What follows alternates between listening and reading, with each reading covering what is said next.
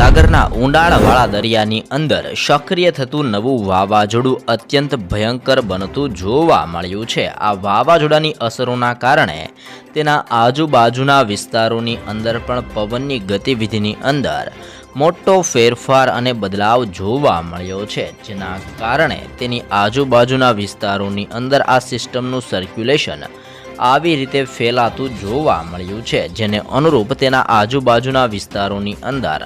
પવનની ઝડપની અંદર પણ મોટો ફેરફાર જોવા મળ્યો છે। પવન 110 કિલોમીટર પ્રતિ કલાકની ઝડપથી લઈને 120 કિલોમીટર પ્રતિ કલાકની ઝડપે ભારે પવન પણ આ સિસ્ટમના આજુબાજુના વિસ્તારોની અંદર હવે ફૂંકાતો જોવા મળી રહ્યો છે। જેમ જેમ દિવસો પસાર થશે તેમ તેમ આ સિસ્ટમ અત્યંત રૌદ્ર સ્વરૂપ ધારણ કરીને ધીરે ધીરે આવી રીતે દરિયાના મારફતી અરબ સાગર અને બંગાળની ખાડીના વિસ્તારોની અંદર ધીમે ધીમે હવે અહીંયાથી આગળ વધતું જોવા મળશે, જેના કારણે હાલ અનેક વિસ્તારોની અંદર વાતાવરણની અંદર મોટો પલટો અને બદલાવ જોવા મળ્યો છે। સાથે જ અત્યારે ઓમાન આજુબાજુના વિસ્તારોની અંદર દરિયાની અંદર અત્યારે લો પ્રેશર સિસ્ટમ સક્રિય થતી જોવા મળી છે। સાથે જ બંગાળની ખાડીના દરિયાની અંદર પણ નવી સિસ્ટમનું જોર જોવા મળી રહ્યું છે। આમ ધીમે ધીમે બે નવી સિસ્ટમો, જે એક અરબ સાગરમાં અને બીજા નંબરની સિસ્ટમ બંગાળની ખાડીની અંદર સક્રિય બનતી જોવા મળી છે, જેને અનુરૂપ અનેક વિસ્તારોની અંદર ભારે વરસાદને લઈને આગાહી કરવામાં આવી છે। જેમાં વિસ્તારોની જો વાત કરીએ તો ભુવનેશ્વરનો વિસ્તાર, વિશાખાપટ્ટનમનો વિસ્તાર, ધાનબડ, ઢાકા, અલ્હાબાદના વિસ્તારોની અંદર વાતાવરણની અંદર પલટા સાથે આ સંપૂર્ણ વિસ્તારોની અંદર ગાજવીજ સાથે વરસાદ અંગે મહત્વપૂર્ણ આગાહી કરવામાં આવી છે। આ સંપૂર્ણ વિસ્તારોની અંદર ફરી એકવાર માવઠું જોવા મળી શકે છે। સાથે જ નીચાણવાળા વિસ્તાર, જેમાં મદુરાઈનો વિસ્તાર, બેંગલુરુનો વિસ્તાર, બેંગલવીના વિસ્તારોની અંદર, હૈદરાબાદના વિસ્તાર, મુંબઈ અને નાગપુરના વિસ્તારોની અંદર વાતાવરણની અંદર પલટો આવી શકે છે અને વાદળછવાયું વાતાવરણ પણ આ સંપૂર્ણ વિસ્તારોની અંદર જોવા મળશે। ઉત્તર ભારતના આ સંપૂર્ણ વિસ્તારોની અંદર એક નવું વેસ્ટર્ન ડિસ્ટર્બન્સ સક્રિય થયેલું જોવા મળ્યું છે, જે પણ હવે ધીમે ધીમે ઘાતક બનતું જોવા મળ્યું છે। સાથે જ ઓમાન ઉપરના વિસ્તારોની અંદર પણ સિસ્ટમનું સંક્રમણ હવે મજબૂત બનતું જોવા મળ્યું છે, જેને અનુરૂપ ઓમાન આજુબાજુના દરિયાકાંઠાના વિસ્તારોની અંદર જે અત્યારે લો પ્રેશર સક્રિય થતું જોવા મળી રહ્યું છે, આ લો પ્રેશર પણ ધીમે ધીમે હવે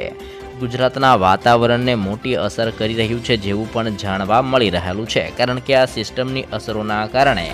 ગુજરાતના દરિયાકાંઠાના વિસ્તારોની અંદર પવનની અંદર મોટો ફેરફાર અને બદલાવ જોવા મળ્યો છે। ગુજરાતના દરિયાકાંઠાના વિસ્તારોમાં 30 કિલોમીટર પ્રતિ કલાકની ઝડપથી લઈને 35 કિલોમીટર પ્રતિ કલાકની ઝડપે પણ ગુજરાતના દરિયાકાંઠાના વિસ્તારોની અંદર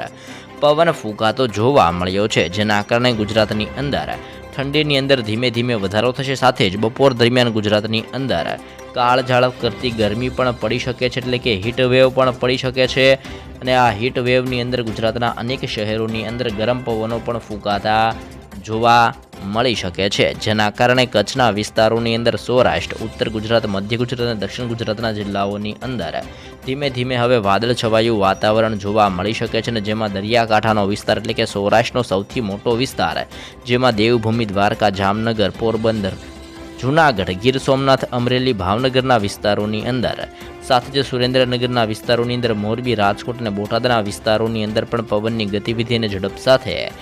સૌરાષ્ટ્રના આ સંપૂર્ણ વિસ્તારોની અંદર ભારે પવનની ગતિવિધિઓ સાથે ધીમી ધારે હળવો વરસાદ પડી શકે છે,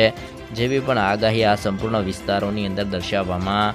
આવી રહી છે। સાથે જ કચ્છના વિસ્તારની અંદર ખાવડ, નળિયા અને ગાંધીધામના વિસ્તારોની અંદર પણ વાતાવરણની અંદર પલટો આવી શકે છે અને પલટાની સાથે ધીમી ધારે હળવા વરસાદ અંગે મહત્વપૂર્ણ આગાહી દર્શાવવામાં આવી છે। દક્ષિણ ગુજરાતના જિલ્લાઓની અંદર ભરૂચ, નર્મદા, સુરત, તાપી, નવસારી, ડાંગ અને વલસાડની અંદર પણ વાદળ છવાયું વાતાવરણ જોવા મળશે। સાથે જ મધ્ય ગુજરાતના વિસ્તારો, જેમાં અહેમદાબાદ, આણંદ, વડોદરા, દાહોદ, છોટાઉદેપુર, ખેડા, પંચમહાલ અને મહીસાગરના જિલ્લાઓની અંદર ઠંડીના પ્રમાણની અંદર વધારા સાથે અને હીટવેવ સાથે ધીમી ધારે હળવો વરસાદ પડી શકે છે તેવું પણ અનુમાન મૂકવામાં આવ્યું છે। તો દક્ષિણ ગુજરાત બાદ હવે ઉત્તર ગુજરાતના જિલ્લાઓની અંદર, જેમાં બનાસકાંઠા, સાબરકાંઠા, અરવલ્લી, પાટણ, મહેસાણા અને ગાંધીનગરની અંદર પણ વાતાવરણની અંદર મોટો પલટો ગુજરાતની અંદર આજે અને આવનાર 3 દિવસો સુધી જોવા મળશે, જેવું પણ અનુમાન મૂકવામાં આવી રહ્યું છે। હાલ તમે અત્યારે લાઈવ જોઈ શકો છો કે અરબ સાગરના દરિયાની અંદર આવી રીતનું એક લો પ્રેશર બનતું જોવા મળી રહ્યું છે અને આ લો પ્રેશરની અસરોના કારણે ગુજરાતના વાતાવરણ ઉપર આ સિસ્ટમની સીધી જ અસરો જોવા મળવાની છે, જેના કારણે ગુજરાતની અંદર પવનની ગતિવિધિઓ આવનાર 3 દિવસ સુધી વધી શકે છે તેવું પણ અનુમાન મૂકવામાં આવી રહ્યું છે અને જેના કારણે ગુજરાતની અંદર વાદળછવાયું વાતાવરણ જોવા મળી શકે છે અને પવનો પણ તીવ્ર ફૂંકાતા ગુજરાતની અંદર મિત્રો જોવા મળશે તેવી પણ મહત્વપૂર્ણ આગાહી કરવામાં આવી છે.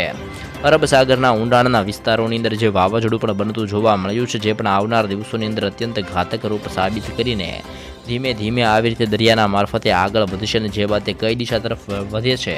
તે હવે મિત્રો જોવાનું બાકી રહ્યું છે. એટલા માટે ખાસ કરીને વિડીયોના અંત સુધી બન્યા રહેજો અને વિડીયો સારો લાગ્યો હોય તો આવી જ માહિતી રોજ મેળવવા માટે મિત્રો ચેનલને સબસ્ક્રાઈબ પણ જરૂરથી કરી લેજો. હવે આ સિસ્ટમ કઈ દિશા તરફ આગળ વધવાની છે અને જેના કારણે ગુજરાતના વાતાવરણની અંદર કેવો પલટો આવશે અને ક્યાં ક્યાં આ સિસ્ટમની અસરો જોવા મળશે જેવી અવનવી અને તાજી માહિતી રોજ મેળવવા માટે ખાસ કરીને મિત્રો ચેનલમાં નવા છો તો અત્યારે જ લાઈવ ગુજરાત સમાચાર યુટ્યુબ ચેનલને જરૂરથી સબસ્ક્રાઈબ કરી લેજો.